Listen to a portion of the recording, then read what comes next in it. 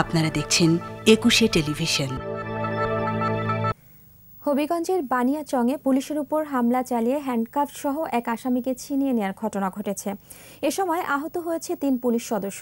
বুধবার রাতে ওই গ্রামের রমজান আলীর ছেলে দুটি মামলার পরোয়ানাভুক্ত পলাতক আসামি বুলবুল মিয়াকে তার বাড়ি থেকে আটক করে পুলিশ। আসামিকে নিয়ে আসার সময় তার স্বজনরা পুলিশের উপর অতর্কিত হামলা চালায়। এক পর্যায়ে ঘটনাস্থলে আসামির স্বজনরা তার 4 পুলিশ সদস্যকে পিটিয়ে হ্যান্ডকাফ সহ আসামিকে ছিনিয়ে নিয়ে যায়। এ ঘটনায় পুলিশ বাদী হয়ে বানিয়াচং থানায় মামলা করেছে।